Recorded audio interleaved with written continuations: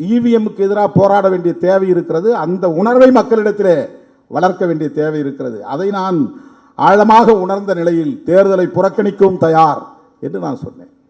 தோழர்களே, தேர்தல் நெருங்கி கொண்டிருக்கிறது.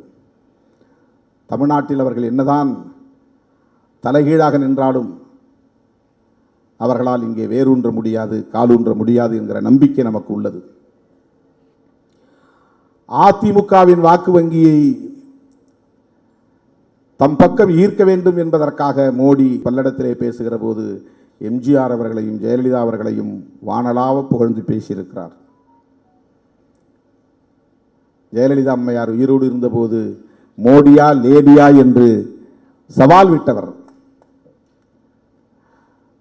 கருத்தியலாக அவர்களுக்கு பெரிய முரண் கிடையாது, அமைப்பு ரீதியாக அவர்களுக்கு முரண்.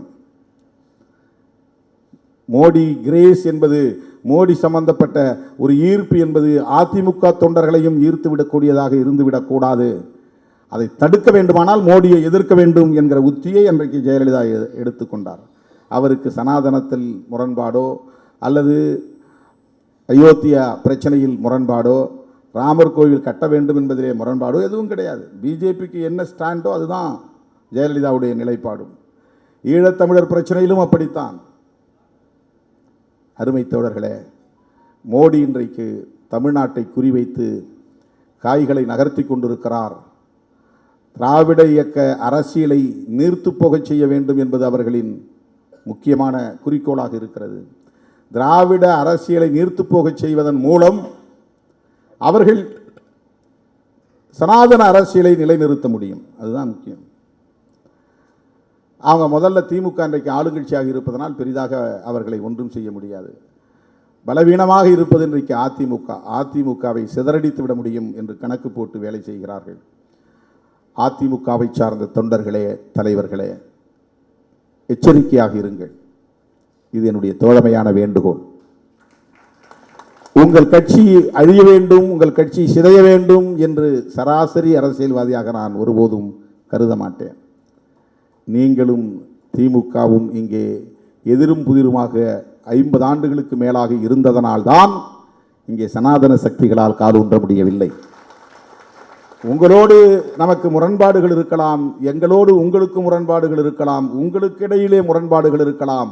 ஆனால் நீங்கள் இருவரும் இங்கே வலிமையான சக்தியாக இருந்ததால் தான் பிஜேபியாலும் இங்கு ஒன்றும் செய்ய முடியவில்லை. சொல்லப்போனால் காங்கிரசும் மீண்டு எழ முடியவில்லை.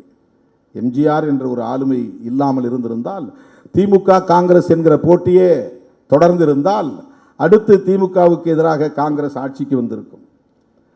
காங்கிரஸ் வர முடியாமலே போனதற்கு எம்ஜிஆர் ஒரு காரணம். காங்கிரஸ் தமிழ்நாட்டில் மீண்டெழ முடியாமல் போனதற்கு அதிமுக ஒரு காரணம்.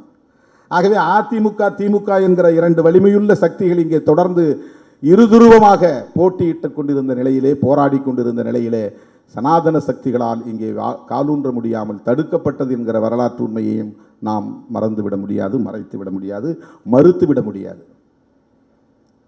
சில பேர் என்ன சொல்கிறான், இவர் இங்கே சீட்டு போடுறதுக்காக பேசுகிறாருங்கிறான். அது அவன் புத்தி, எனக்கு இல்லை. எடப்பாடியை பாராட்டி ட்வீட் போட்டால் அங்கேயும் சீட்டு போட்டு வைக்கிறார் திருமாவளவன் 2 சீட்டுக்குன்னு. கிடையாது, அந்த மாதிரி சராசரி ஆள் அல்ல திருமாவளவன். இன்னும் திருமாவளவனை புரிந்து கொள்வதற்கு நீங்கள் வெகு தூரம் பயணிக்க வேண்டும். உங்கள் லெவல் ஆஃப் அண்டர்ஸ்டாண்டிங் அவ்வளவுதான். என்னை புரிந்து கொள்வதற்கு உங்களுக்கு இன்னும் பயிற்சி தேவை, சிந்தனை பயிற்சி தேவை. அப்படித்தான் நான் பார்க்கிறேன்.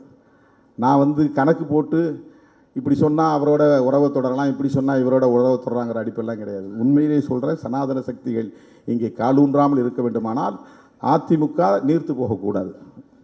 அப்படின்னா நீங்கள் வளர வேண்டாமா? காலம் கனியும், மக்கள் தீர்மானிப்பார்கள். செய்திகளை உடனுக்குடனும் துல்லியமாகவும் தெரிந்து கொள்ள சப்ஸ்கிரைப் பண்ணுங்க.